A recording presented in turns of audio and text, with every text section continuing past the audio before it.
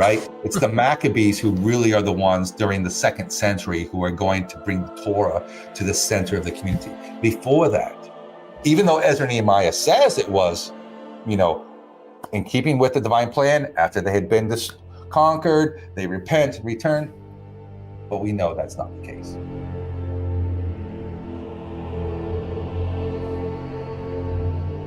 There is a community, they write to Jerusalem, they worship Yahweh, but they worship Yahweh's wife too. They worship they give money to sacrifices to Khnum and other Egyptian gods and so forth. It seems they have a lot of different things that are just clearly idolatrous.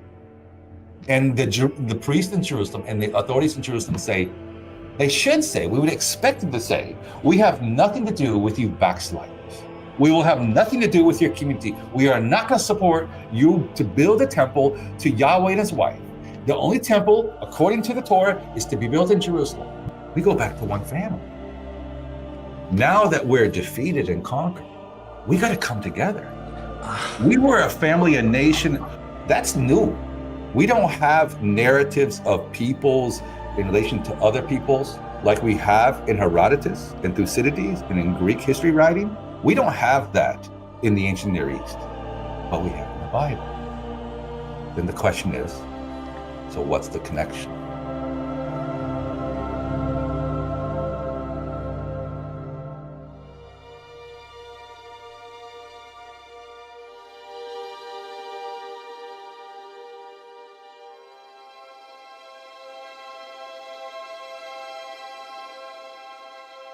We are MythVision. Welcome back to MythVision Podcast. I'm your host, Derek Lambert. Today, I have Dr. Jacob L. Wright joining us today. How are you, my friend? I'm doing well, Derek. Nice to be on your show. I'm excited to have you here. In fact, you have a book that you've just launched that is so important on answering the question of why the Bible was written, period. Can you tell us a little bit about this book? The question why is really the central question for me. The books that we have on the Bible, one of the biggest books is Who Wrote the Bible? And it's by Richard Elliott Friedman. He says, there's a scribe under Jeremiah, Baruch, and he tries to give a name to it. And I think all that kind of speculation is not helpful. So, who wrote the Bible? Well, my answer is a bunch of nameless scribes, generations of scribes who we know nothing about. And trying to put a name on it is really unhelpful. So there are a lot of books on who, where, when the Bible was written. And that's a big part of my project. And then there's also this what question, what the Bible teaches. And there's this war between, is the morality of the Bible something that we should adopt in our societies? Or no, the morality of the Bible is really so old and awful and so forth. So there's that war there. My question is why? Why was the Bible written? And that question has never really been addressed in biblical scholarship. And the reason why, it's really a minefield. To try to explain why a text was written goes to the heart of theological questions. And let's face it, there are a lot of biblical scholars who may not belong to a religious kind of affiliation, but they still are guided by presuppositions that are very theological, and they avoid issues that are going to offend believers. And I'm not trying to offend believers, but I am trying to tell the truth because I think it's helpful and to explain why we have a Bible. And I hope that it helps. I think it's getting a lot of resonance with people.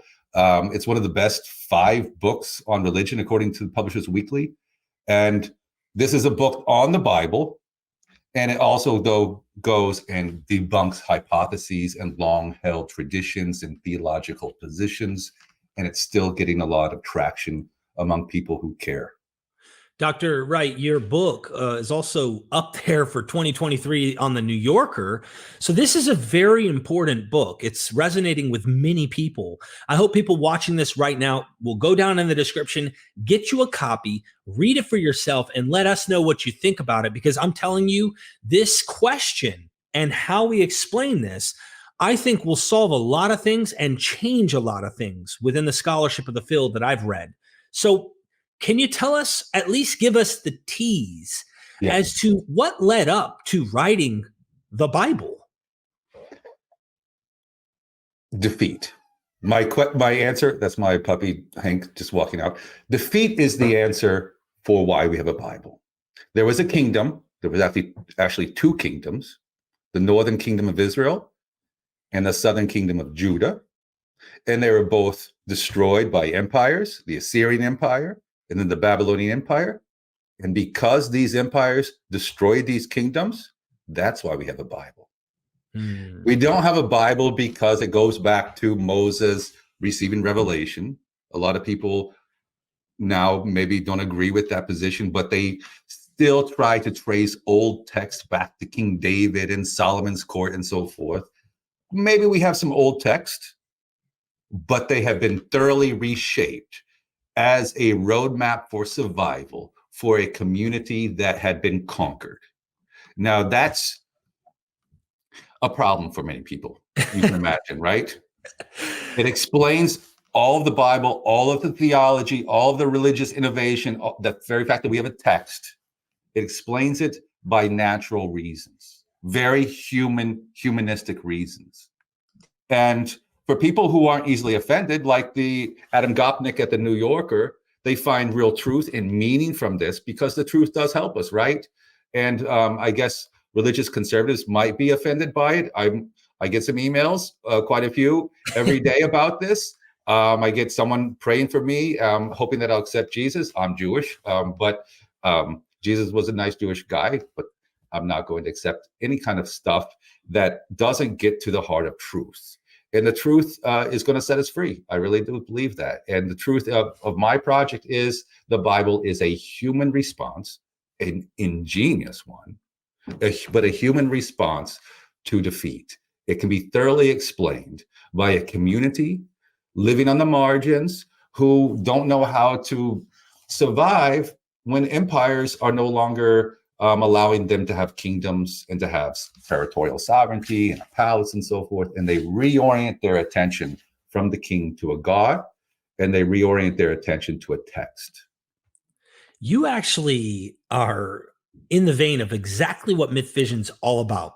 We want to solve the riddles of ancient history and the sands of time, with thumbprints, not with abracadabra, ghosts, and mystical kind of explanations. And this is right in the vein of how do we explain this? If we, our analogy here, Scooby-Doo.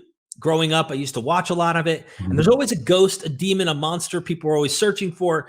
And at the end of the episode, almost every episode, we find them unmasked and there's a human behind the story of the That's wonderful. The spiritual. And so we're aiming at it that way, trying to explain this human wise.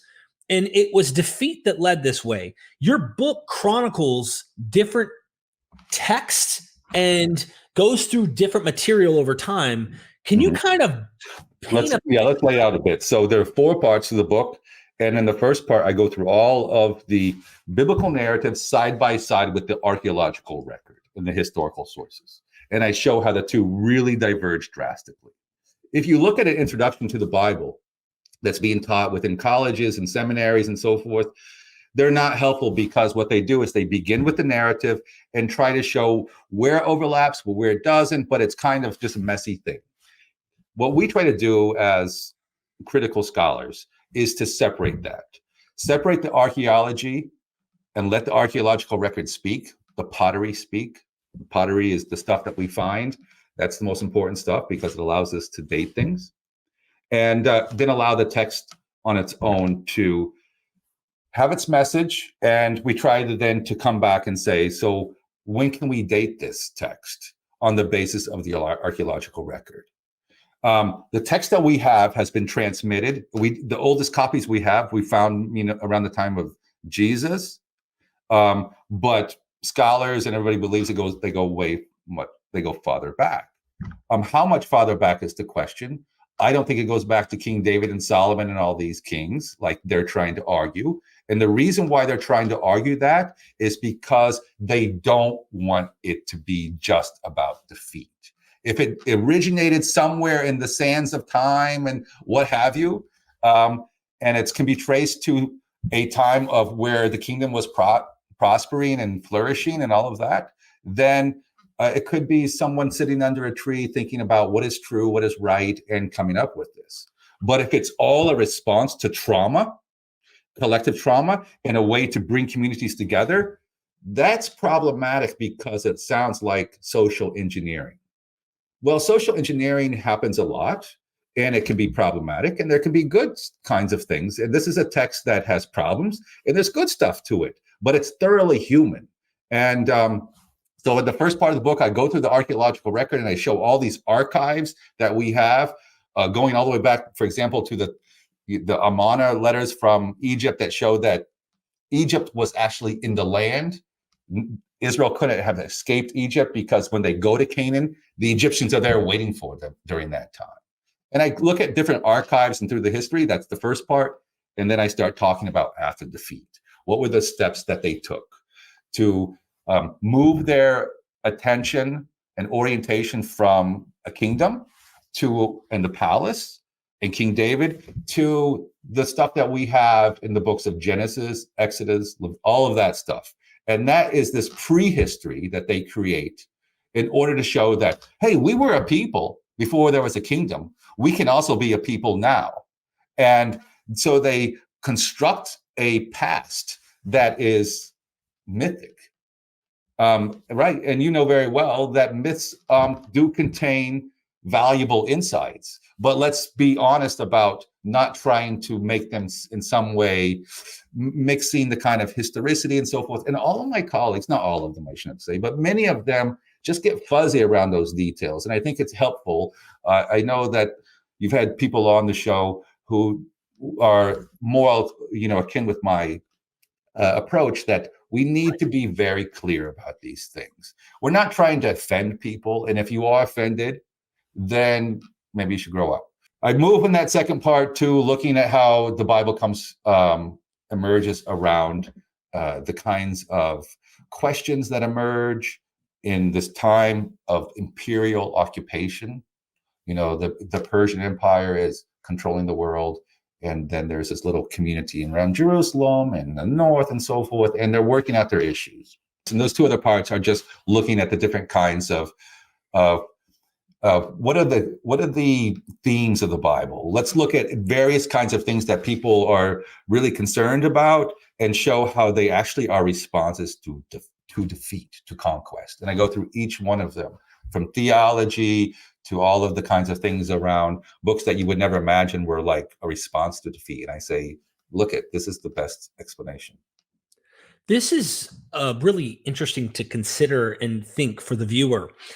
You kind of have this repetitive theme of restoration. Oh crap, we screwed up. Boom, exile or some type of punishment. Oh, boom, God sends help, whether it's judges, whether it's prophets, whether it's heroes or a king, whoever it is, he's trying to send them help.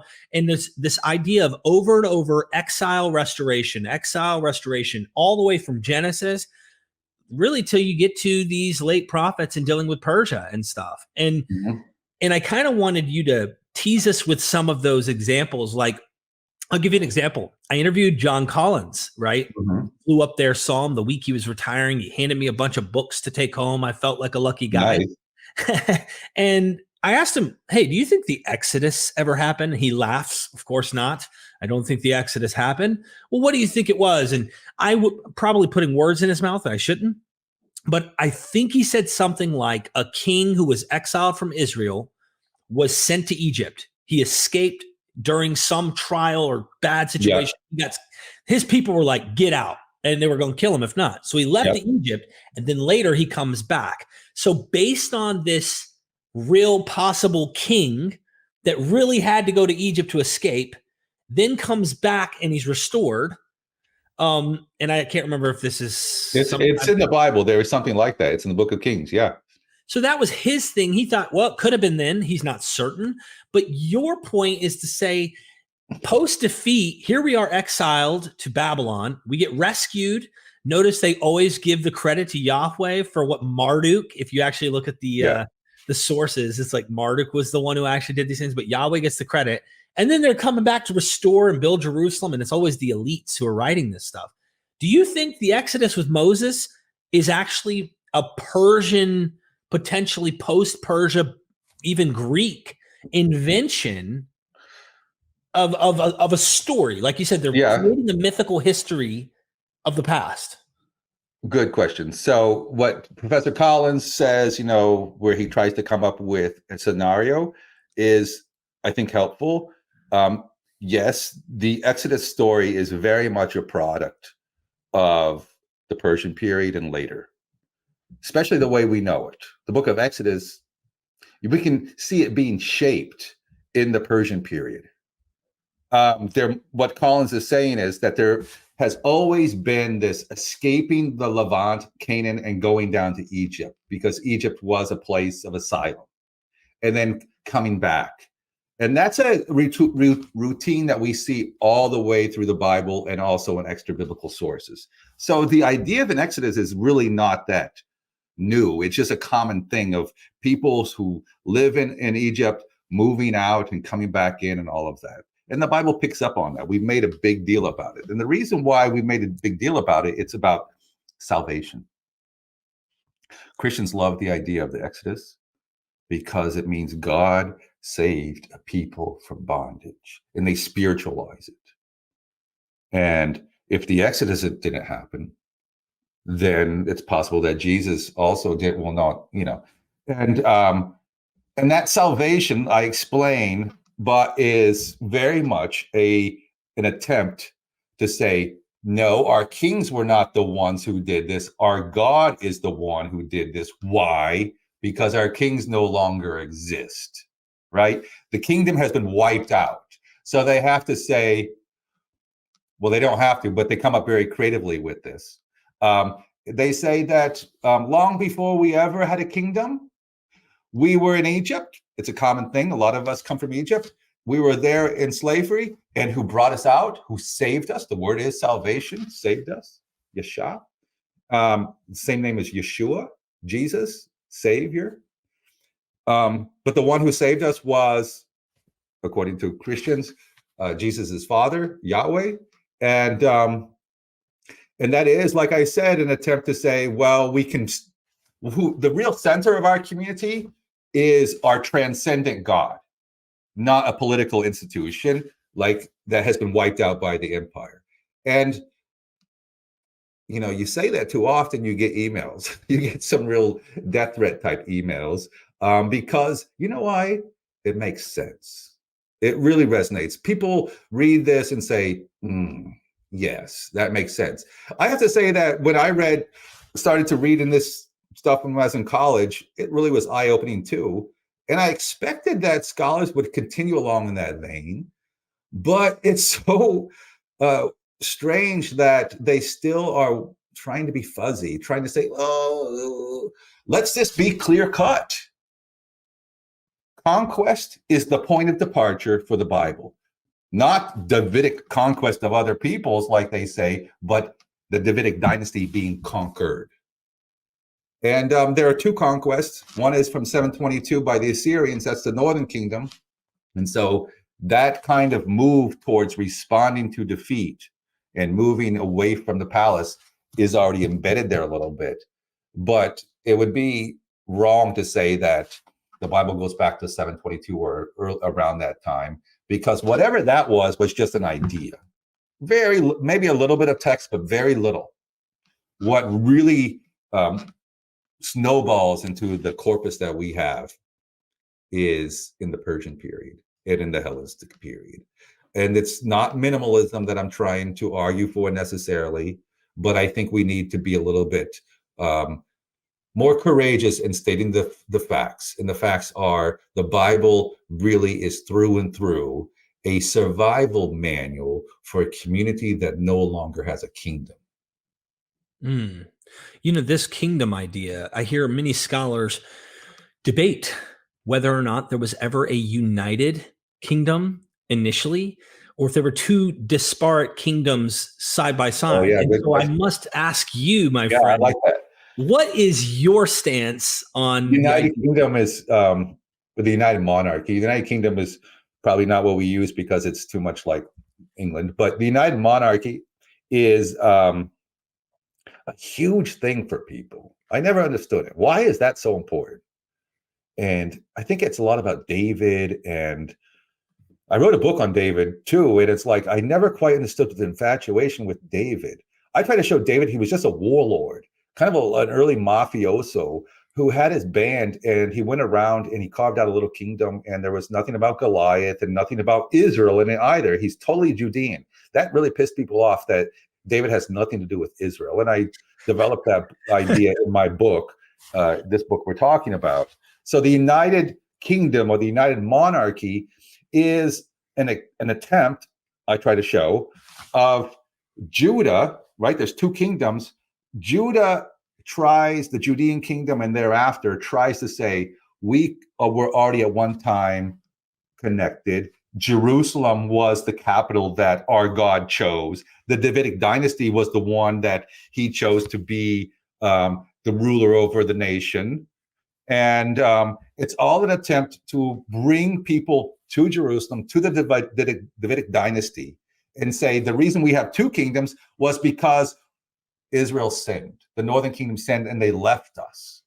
That resonates with people really well too, because it just makes sense. It makes sense to say, we're not trying something new. We're going back to the way it was before, right? And that's the same kind of principle that we have with the Pentateuch, with the 5 books of Moses. We can be a people without a kingdom because we were in the past. And so they create a mythic past in order to say what we're doing in the present is not new, because no one wants to try out something new. And so the Davidic kingdom idea, the United Monarchy, well, the kingdoms can be joined because they were already joined a long time ago in the most glorious period of our history, and then they broke apart and divided. Well, the archaeological record makes that very problematic. There's nothing to support a united monarchy. And you have all these guys arguing, and some of them are critical scholars occupying huge positions at public universities. They have religious backgrounds. You have to look at some of the professors, where they come from in their training. And you see that many of them came from seminary and they still have religious affiliations and so forth. They're not Bar Ehrmans. They haven't left the fold of that. They still hold on to that at some level. The way they do it is just to make things fuzzy. To say, well, it could be a smaller United Kingdom, or David. It's like, it's just such a neat principle to set out. This is an attempt by the Davidic dynasty to say that we are the ones who are supposed to rule. We already did it at the beginning. We broke apart, and we need to go back to the God-ordained plan as it was all along. And that principle has been picked up in a later point by the people who are trying to say the covenant, Sinai, the laws, the 10 Commandments, Genesis, all of that. That is where we're going back to, even though that's a mythic past that is even more grandiose than the one about the United Monarchy. Two things come to mind with what you just said. Powerful is post-Persia, going into the Hellenistic period. Let's just say Persian Hellenistic for the sake of argument, because I think it's a fuzzy area in terms of fully knowing how to nail it. I think they're basically the same. You have an empire that had been conquered by Alexander the Great, and basically things are the same. So it's very hard to distinguish between Persian and Hellenistic stuff. And so I'm looking at this, and two things I think of, and one of them we'll tackle before we address this issue about the United Monarchy idea. I'm curious to know, post-defeat, they're looking at these massive empires who have a working political system that seems to be better than what they have. So I don't know about you, but I imagine people in failure are not only probably living with, let's just say, animosity toward the larger people, but also they have to compete. In order to even be anybody, they got to compete, and they see it's working. So they model stuff off of the empires in which conquered them, but also they want to spin it. They want to give their own twist on it. They create a mythical past, a history. And I think about the Samaritans, and I think about the Jews. We hear this United Monarchy. I wondered, and this is complete speculation, I wonder if they invented some ancient unity between these two groups by saying we had a northern southern united monarchy, meaning you Samaritans from Samaria And us Judeans, we got along in the ancient past. And so they're trying to craft this story as if two Yahweh worshiping sects sometime later, 5th, 4th century BCE, crafting an ancient history where they were united. I don't know. No, that's the area that I work on Ezra and Nehemiah, where we have this conflict between Samaria and Jerusalem emerging in the first place. I mean, it goes back to these two kingdoms that existed in the Iron Age. And the northern kingdom, Israel, was just 10 times greater than the Judean kingdom. The Bible is a Judean product, but it's from a kingdom that is 10 times smaller and 10 times less significant than the northern kingdom. So during the Persian period and Hellenistic period, you have them reemerging, and Samaria is still stronger. Judah is trying to take that position still, and many of them are fighting with each other and want to break apart, and some of them are trying to come together. And so the book of Chronicles, which is clearly a Hellenistic book, I mean, we have colleagues who are trying to say it's a Persian period, but it's so clearly Hellenistic because it presupposes the end of the Persian period.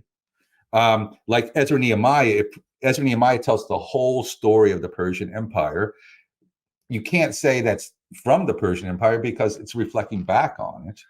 So, and it's trying to, in the Hellenistic Empire, trying to say, this is how we succeeded during the Persian times. We can succeed now. And the conflict between North and South continues on. And Samaria versus Jerusalem and all that. And, the parable of the Good Samaritan from the Gospels. I'm not a New Testament scholar. I don't know where it is. But I do write on it in the book. I just forgot right now. But it is that, I don't know if you've developed that on your own work.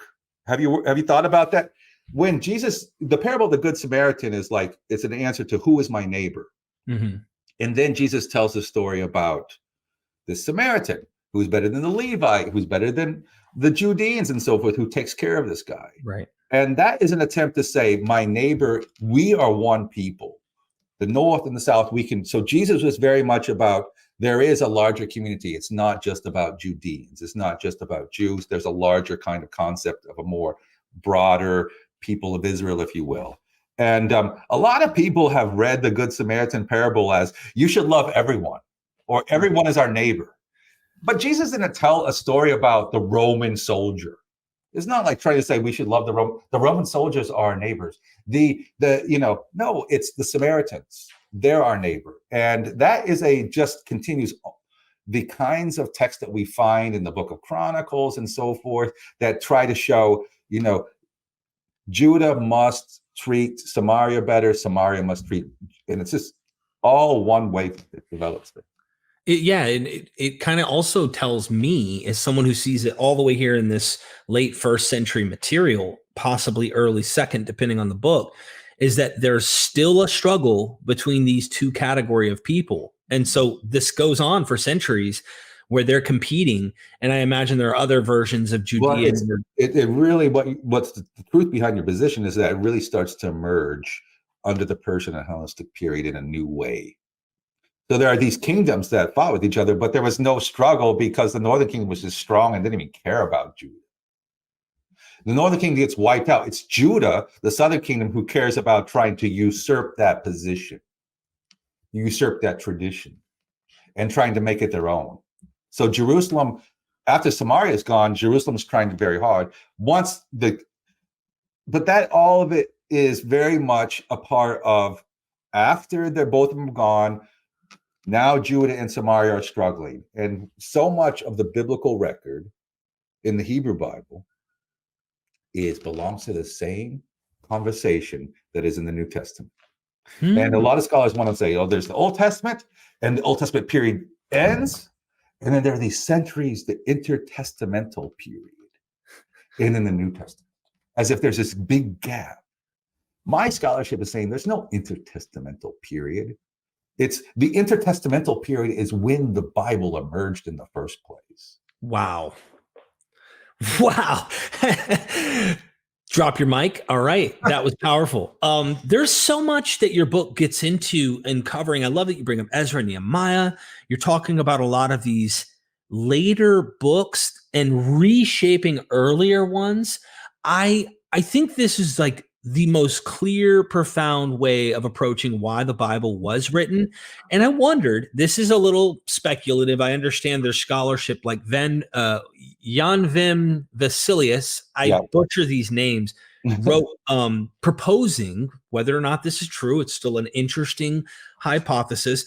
The 9 books of Herodotus, his histories, were possibly competitor kind of narratives, because we know that it's writing about Persia and Greece and what happened between Xerxes and King Cyrus, which is a huge player in the Bible. So we have these huge players that connect the dots between Herodotus's histories with these really well-known Persian kings, and to them they're significant. He even paints their divine narratives, all that kind of stuff, from the Greek perspective of explaining the Persian Empire. Then you have the biblical, and for crying out loud, Cyrus is the Messiah.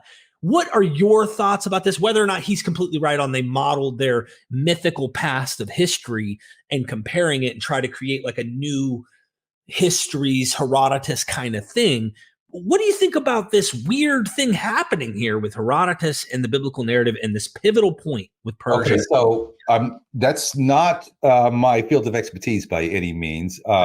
Herodotus is something I use quite a bit, but there are other scholars who are trying to show the connections between the kinds of history writing we have, like in the Bible, in Herodotus. And in some cases, they're not, they may be conservative scholars. One of them was Gary Knoppers of blessed memory. And he was, in some ways, a conservative scholar, but he was an expert on the Greek stuff. And he really shows how much of it is in the Bible against his intentions. Not that he was a fundamentalist by any ways. He grew up a fundamentalist, but his scholarship really makes a case for that. It's something that I have not worked on in that kind of direction and with that objective, but some of the stuff that we're seeing in the biblical record in terms of trying to create a narrative, trying to connect the dots, that's new. We don't have narratives of peoples in relation to other peoples like we have in Herodotus and Thucydides and in Greek history writing. We don't have that in the ancient Near East, but we have it in the Bible. Then the question is, so what's the connection? What's the connection between the Greek history writing and the biblical narratives? Because the biblical narratives stand out in their West Asian, Canaanite environment. And I think this confuses many academics. I'm sorry I'm butting in. I just think this is a good conversation with you, Dr. Wright. You're right on. You're so open-minded, but also very careful. And I respect your decision on not even jumping to conclusions, but you're doing what I love. And that is thinking and having our audience think with us. Yeah. So this interesting point you bring up, it is very easy to pin the tail on the donkey for the Bible when you see, what looks like Canaanite, Ugaritic names for deities, possible Akkadian loan words. I mean, all of that stuff really points to this West Semitic or Southwest Asian context. And yet it's structured and modeled in a way that is competitive and even similar in many ways to how Greeks narrate in so many ways. So my question, and I'm throwing this to see what spaghetti sticks to the wall with you, is that, could we be taking old traditions, like you said, rewriting them under the context and pin of someone educated with the Greek awareness of how they write their literature, yet giving their heritage, their Semitic background, avoiding Greek loan words as much as often as possible, all of that?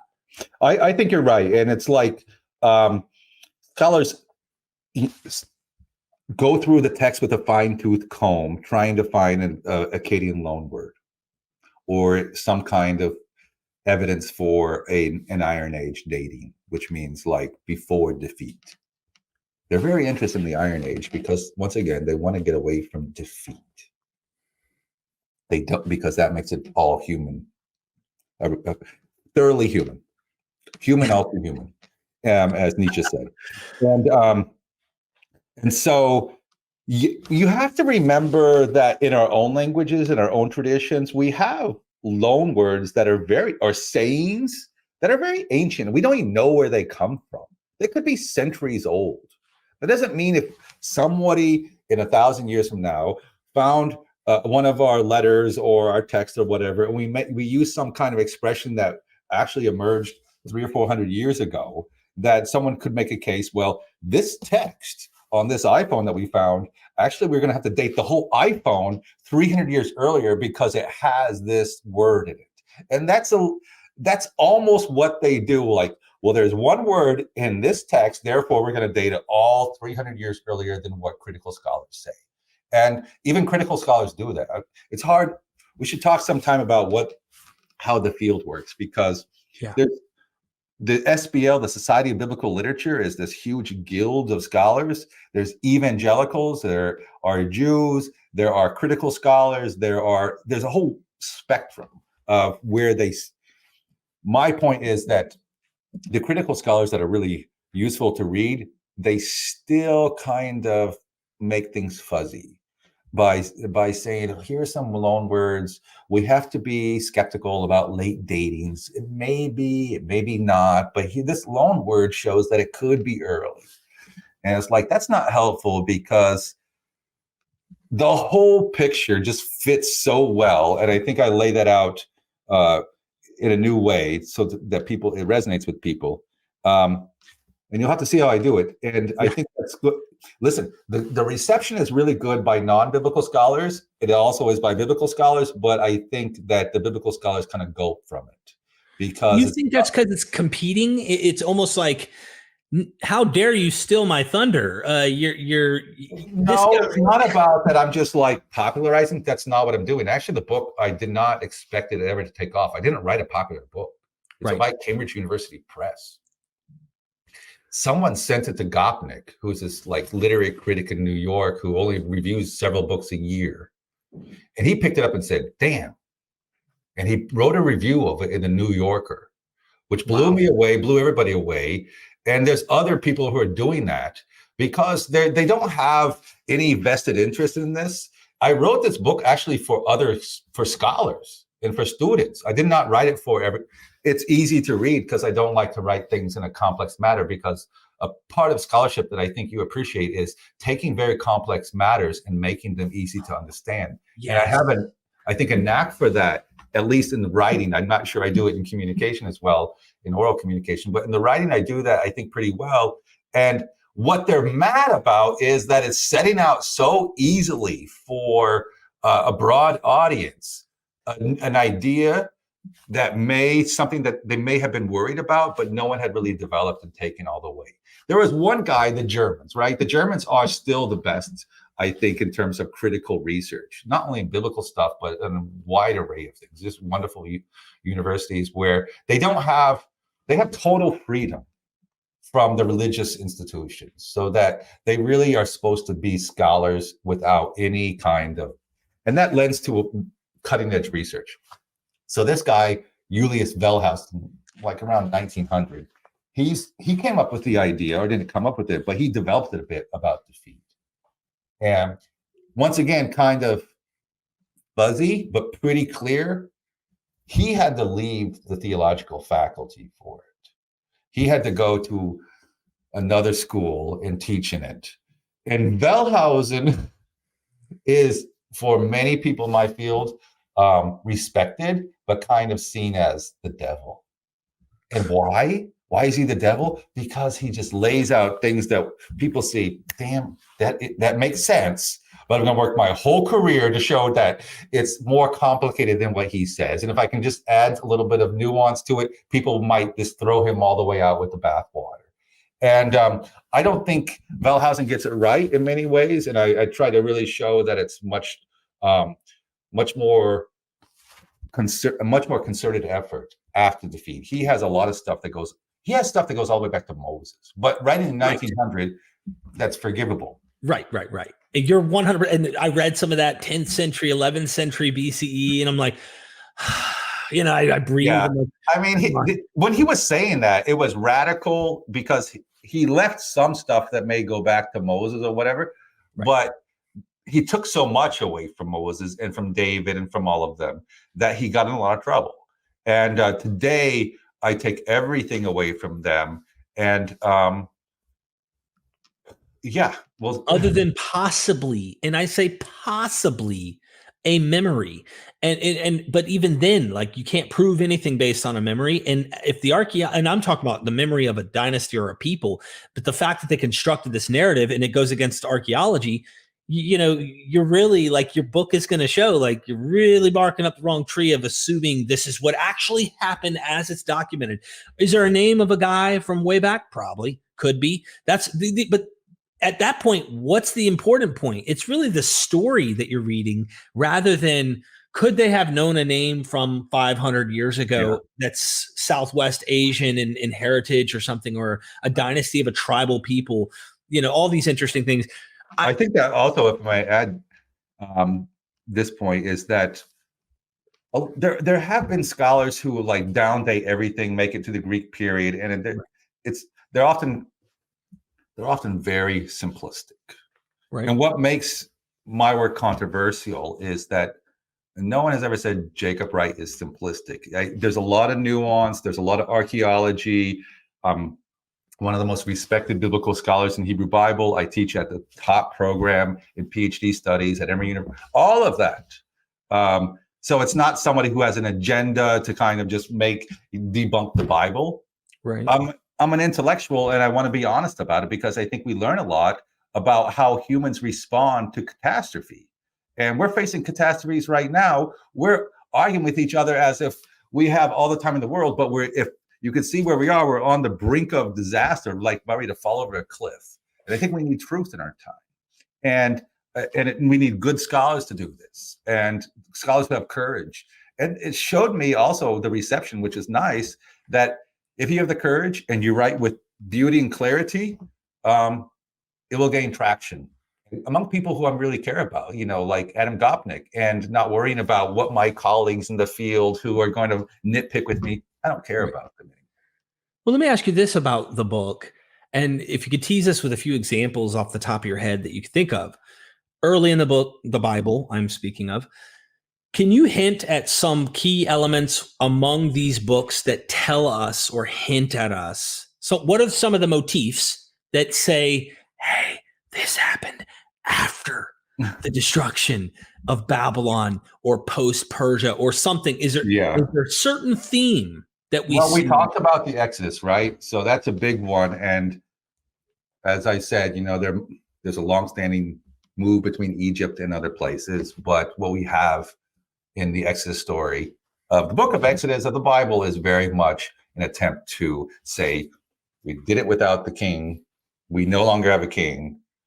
And therefore it's all, our God, and we can be still saved, Now, what about Genesis that comes before Exodus? Well, Genesis is very hard for people to understand. Well, how is that a response to defeat? It's just about, Abram and Sarah and everybody just making a family and growing and all the family disputes. What the book of Genesis is about is that we have to remember that Abram and Isaac and Jacob and all the children and all of the women themselves represent different communities, different regions, different territories. These are not just stories about people. They are myths about ancestors, and the communities are often named after the ancestors. So all of the 12 sons of Jacob, those are names of tribes in a regions. They have nothing to do with individual figures until the biblical authors make them into some kind of ancestors that were connected, and the names that they have are the ones that they give to their posterity. But that's all an attempt to say all of these communities, we go back to one family. Now that we're defeated and conquered, we got to come together. We were a family, a nation, emerging way back in the midst of the ancient world, whatever. You get the point. Way back in the early history, we came together and a family emerged, and we can do that now today. And that is very much an attempt to say that before we had a kingdom, right? Once again, the kingdom's not there. What brought us together was our worship of one God, of this Yahweh. And that is their attempt, their theological attempt to connect the dots, meaning connect all of these different regions and say, let's come together around this. But they do it also in a family story that is, remember, Abraham is chosen by Yahweh, Abraham and Sarah. And so the narrative is very much about a deity and a people who emerge into a family. And that story then lays the groundwork for families in the post-exilic period, meaning after the destruction, to kind of return to that model of we can still be a larger family, if you will. Our communities can come together because we did it long ago. And I'm not making that all up. It sounds like, well, what evidence do you have for that?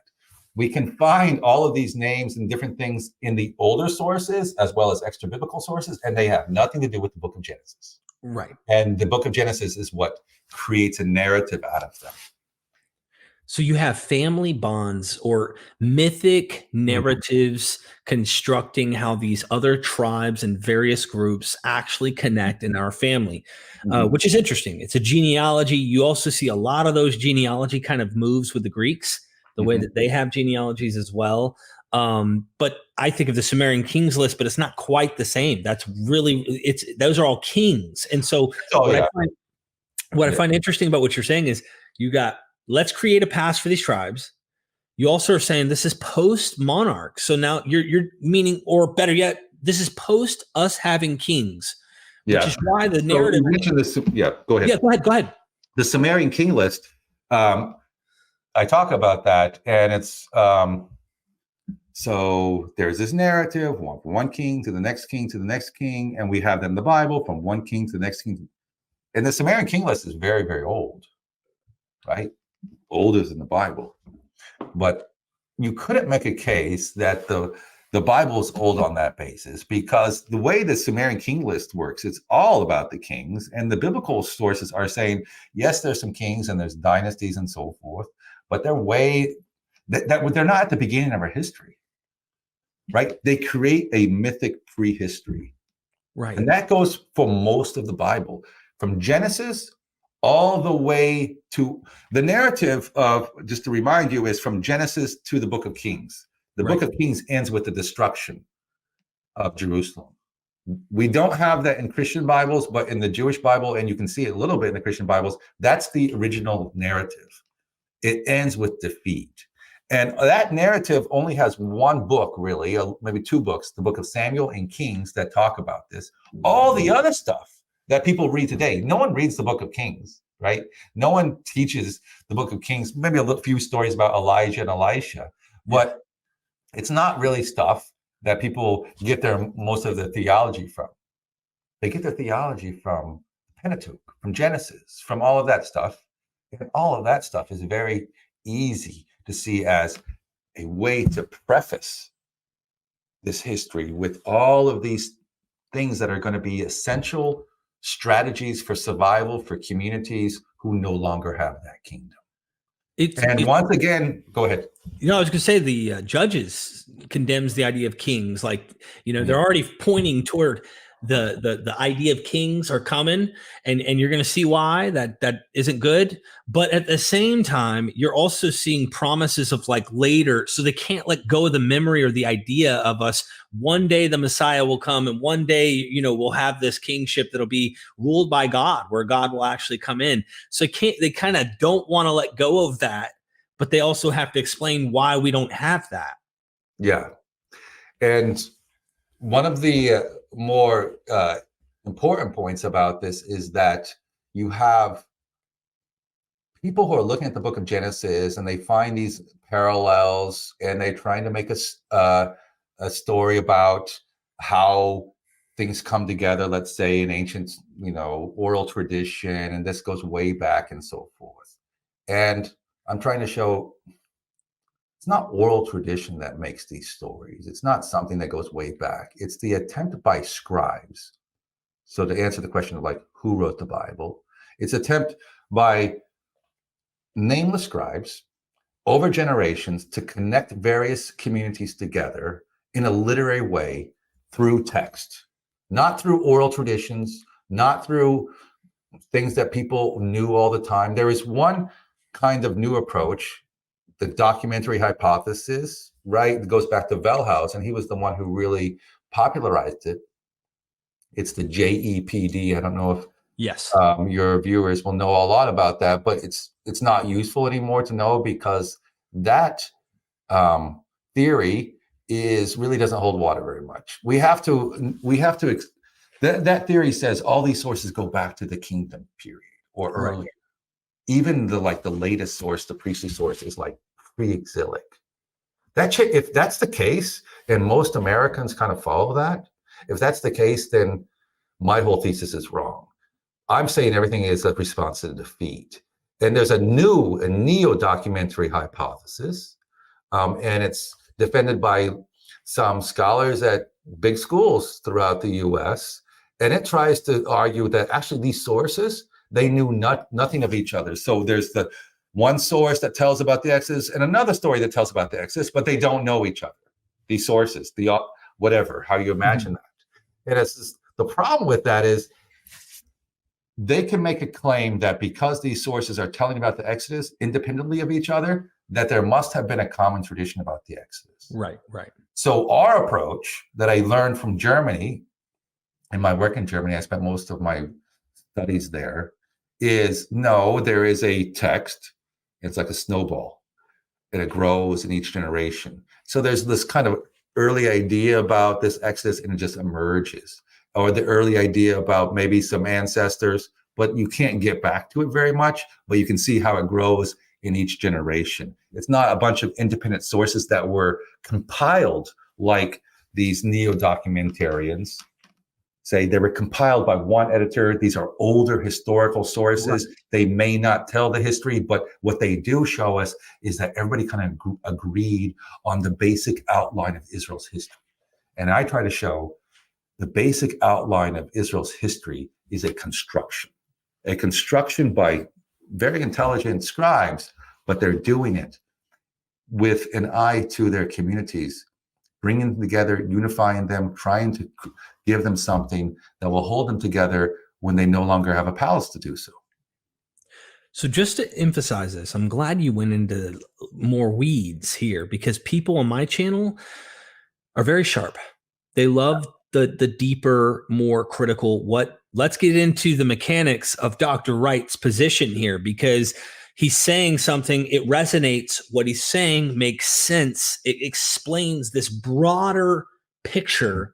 But what do we do with this juggernaut, I'll call it, in scholarship that is almost, I'm going to use this is going to upset some of my friends who are scholars who might watch this, but almost a dogma that you have to regurgitate in American scholarship of, documentary hypothesis is the gospel.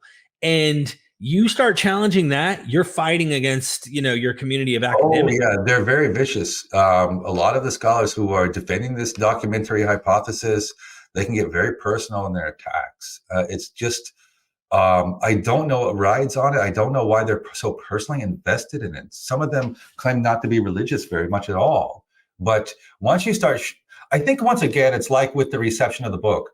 Things just make sense very much. And because if it weren't compelling at all, they wouldn't worry about it, right? We get angry about the things that are closest to home and closest to the truth. If it's so outlandish, who cares? Well, there's some validity to it and it seems coherent and it could be true, oh man, you're going to have to take that down and start getting ad hominem and all kinds of stuff. And it's just a mess. Well, let's pick apart a few things, if I can, with you, just to get your thoughts. And some of this, keep in mind, I'm sure is in your book or would take longer than our video would allow. You have a lot of the JEDP and E hypothesis out here that wants to put stuff way, way back. And they have this kind of idea that, well, you might find J way, way back here, or D. They say all the way to King David or Solomon. Right. And much of them will go 8th, 9th, 10th dynasty on some of these sources, not dynasty, century. 10th century BC. And then some of them they'll say is Persian, or, granting this like final touch in the Persian. And you're saying, actually, my friends, we're crafting Persian onward the whole picture, not saying they're not using ancient sources or ideas that might be there, but this evolution, this snowball rolling way back here of these materials, and then there's like composite materials that are simultaneous traditions that contradict. So the question I have about that, and I know that we're way in the weeds on trying to do this in a video, but what do you do with doublets, triplets, when there's contradictory material? Okay. Like, how do you explain what you think's happening? Whereas they see it and they go, we've got a creation account in Genesis 1, we've got a creation account in Genesis 2, and they're two completely different accounts. One's 300 years before the other. They'll throw numbers around. We don't know. But then I come to another scholar, and I'm giving both sides of the coin here, and they say, actually, if you look in Plato's Timaeus, for example, he has a cosmological ultimate crafter narrative of the divine creation of all creation, like all the earth and heavens and all. And then you have a generation of Gaia and Uranos, heaven and earth. It's a second creation where the lesser gods are actually able to create mortals. It's a separate creation story side by side in Plato. So you have Timaeus, which is giving you two creation accounts side by side. And then you have this idea that like actually Genesis 1 contradicts Genesis 2 so much. They're two separate, completely different, disparate traditions that some later scribe put together. Where are you leaning, and how would you answer some of these problems that they try to solve? Yeah. So doublets are not an indication of two different sources. They can be in some cases, but they're not necessarily so. And those were like you point out, if there's parallels and they tell the same thing, then it must be two different sources. Here's an easier explanation, to use Occam's razor. Occam's razor is, if you can explain it with fewer factors, then go with that. You don't need to multiply the factors, right? If you can explain this evolved from you don't need to go to God to explain it. Right? That's just not helpful. And by the way, I lay that out in my book. A lot of religious people, why do we have a Bible? Well, God wanted us to have a Bible. And you ask, well, why did we have trees? Well, trees, right? We don't make that kind of, if the wildlife biologist said, well, we have trees, or the botanist said we have trees because God wanted us to have trees, we wouldn't be going to that botanist and reading books, right? And so we have to look for the more immediate reasons. And on the two sources, the easiest way, the Occam's razor, is there's an older story, not old story, an earlier one. It's in Genesis 2, and Genesis 1 is a new attempt to tell that story, and it gets prefaced to it. So instead of two sources, you just have a text that is like a snowball. By the way, Genesis 2 is itself very late. But whatever it is, you have a text, and then you have text growing around it like a snowball as it rolls down the hill. It's not the reason why the whole documentary hypothesis emerged was not because they were trying to defend the authority of Scripture necessarily. They were doing this just because they had to explain the doublets and so forth, all the duplication. Mm-hmm. This goes way back into the 1800s. But it has become, within scholarship for the last 50 years, a conservative position, because one could use it to say there are independent sources, and they tell the same story roughly, that God created the earth, and that there was an Exodus, that there's Abraham. There are two sources that mention Abraham, and it's like, no, there is an older story that tells about Abraham, and there are new additions to that story. And the older story itself is not very old, because, by the way, Jacob is the older. Jacob's is Israel. Right. And what they want to do with Abraham, by saying Abraham was Jacob's grandfather, was to create a new figure at a very late point that would unify. Jacob, remember, is Israel, the north. And if it's all the northern traditions, the Judeans need somebody who says, this is our ancestor, and he was before Jacob. And Abraham, if you remember, he's down in Hebron and in Judah in the south. So they use a southern ancestor, and he's a late invention. There are Greek influences there too. Thomas Romer, a very respected scholar, talks about Moses and Abraham by comparing Greek sources. And by the way, we know so much about Moses. We have a lot of stories about Moses from late Hellenistic sources about how he's a warrior and so forth. And you see how Moses in this period, in the Hellenistic period, is really getting a lot of traction. And so to put it simply, there is an earlier story, not an old story, but an earlier story. And then there are responses to it. And there are attempts to say, well, let's do a new version of that. And they grow. And the Is it safe snowball to goes say on that the they hill. started that task post-destruction? So the older story may have actually been one of the earliest things they had initially started post-destruction. Yeah. And then it rolls from there. Is that your exactly? And so it's not like when I say older that it goes all the way back to some kind of historic memory or something. It's just an attempt to connect the dots and to create a myth that will unify dispersed exiled communities and say, listen, we were connected already back then. And then people say, well, let's nuance that a little bit more and add some other things. And they tell the story twice. And the story that comes before it is the one that gets preference, because the best way to reorient a work is not to add a new appendix to it, because no one will get to it. It's always to add the introduction. And there's a great scholar, Sarah Milstein, who talks about redaction through introduction, meaning you take a text and you redact it by putting a new introduction so that when one reads everything after it, one reads through the lens of that new text. And that can be demonstrated by across the Bible, but a lot of other kinds of materials from the ancient world.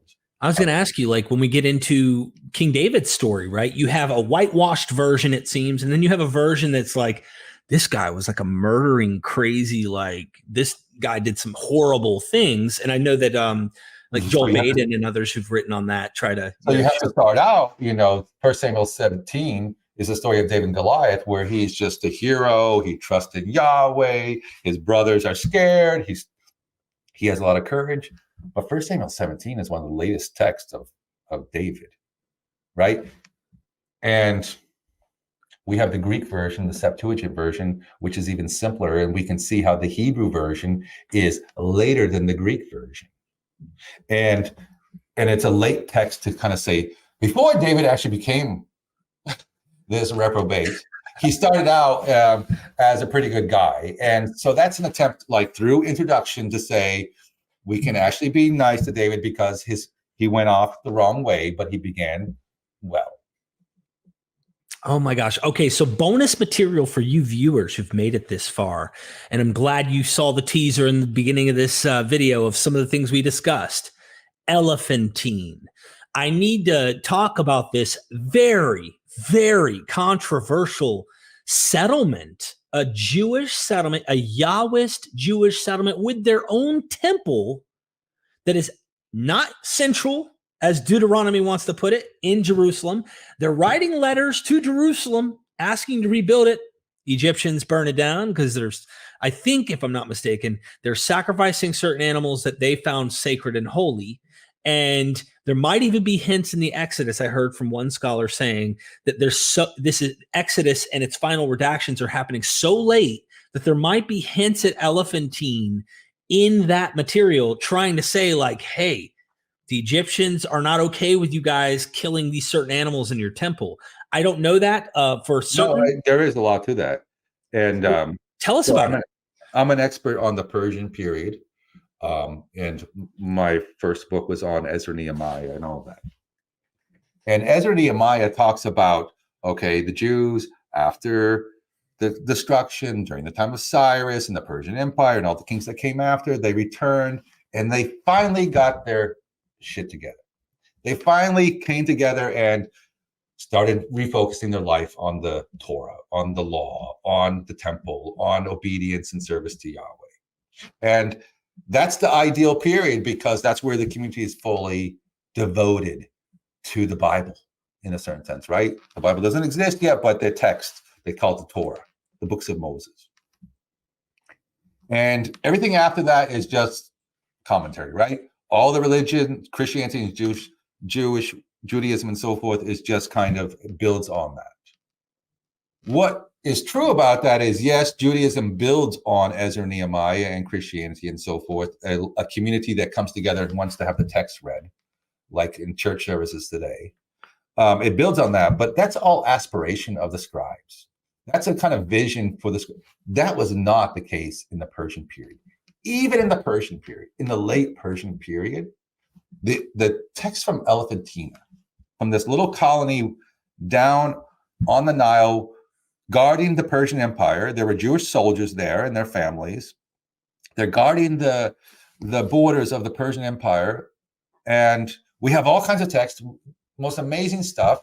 We don't have any archive for a community that was related to Judah anywhere else like that, to that amount of detail. So we know very well about how they lived and thought. And you know what? They write to Jerusalem about questions around their temple and about how they should do sacrifices and so forth. No one ever says, we looked for the Torah, we looked for the books of Moses, not only in Elephantina, but the priest in Jerusalem. They don't even seem to presuppose the existence of a Torah. Not that the Torah is not growing there, but it's kind of a side project. It's a plan B. It's a minority report, if you will. It's not the main thing, even in the Persian period. So Ezra and Nehemiah has to be a kind of fiction, a kind of aspiration. Maybe we should go there. These are scribes imagining a community that gathers around their writing technology, text and scrolls. But the Elephantina evidence shows that there is a community. They write to Jerusalem. They worship Yahweh, but they worship Yahweh's wife too. They worship they give money to sacrifices to Khnum and other Egyptian gods and so forth. It seems, I don't want to get into all the details, but they have a lot of different things that are just clearly idolatrous. And the priests in Jerusalem and the authorities in Jerusalem say, they should say, we would expect them to say, we have nothing to do with you backsliders. We will have nothing to do with your community. We are not going to support you to build a temple to Yahweh and his wife. The only temple, according to the Torah, is to be built in Jerusalem.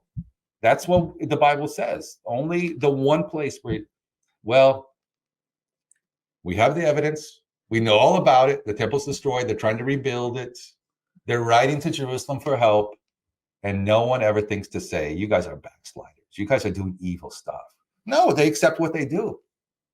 And so this all shows that this mentality of monotheism, of text, of Torah, of commandments, of everything we take for granted in the Bible, that it might have existed, but it was a very small little project among scribes, a few circles, and it was just getting going. And it doesn't gain traction until centuries later, right? It's the Maccabees who really are the ones during the 2nd century who are going to bring the Torah to the center of the community. Before that, even though Ezra and Nehemiah says it was, in keeping with the divine plan, after they had been conquered, they repent and return. But we know that's not the case. We know that's just, once again, an attempt to create a mythic past to say that this is what we're doing now is the way we were doing it back then when we got our stuff together. Ladies and gentlemen, you have to get a copy of Why the Bible Began, an alternative history of scripture and its origins. Dr. Jacob L. Wright, you've been fantastic. I love you as a guest. I want to have you back. I like working with you. We need to do it again. It's fun. I swear, everybody in the chat, go down, get a copy, drop a comment on this discussion. I loved this, and I know that people will as well. Dr. Wright may just take a gander and look through the comments and see the praise and stuff. So show him some love. We'll have him come back as well. This book is fantastic. I've never read anything like it, the way that you've wrote it. I hope this thing reaches the moon, my friend. Well, thank you. Hank is ready to go for a walk. Hank, you ready to go for a walk? Can you see?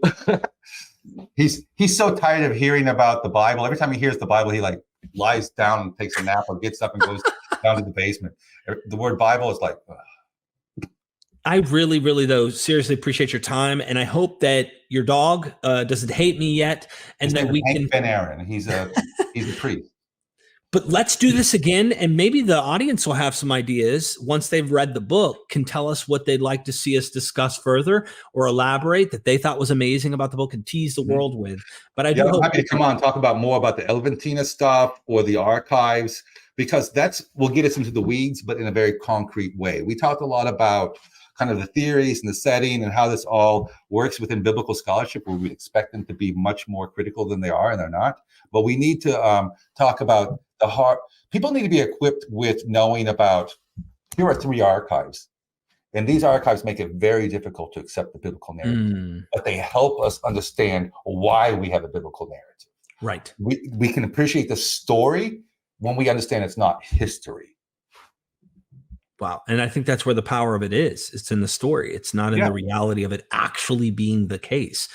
That we watch movies like that all the time. So any final words from you, Dr. Wright? Well, I appreciate all you're doing to bring scholarship to a wider audience, and also bringing scholarship that is critical. And it's weird that we can have these conversations with you that we can't really have within the guild, because people are just always trying, well, and it's nice just to, like we say in Yiddish, let's talk tachlis. Let's just get it right out and just knock it out. And that's going to be helpful because we want to do business. Maybe MythVision will become a scholarly therapist session for scholars who really want to say what they really think and not have to worry about a thing. In this very safe environment that you create for us. Thank you. I try to be all things to all men and do it better than Paul did. So, bear with me. Well, I appreciate you, brother. Thank you. And ladies and gentlemen, sometimes, it's a human thing that we, have our memory sometimes lapse or cognitive dissonance. Maybe sometimes we're sleepwalking. But in case you are, let me help you out. Never, ever forget, we are MythVision.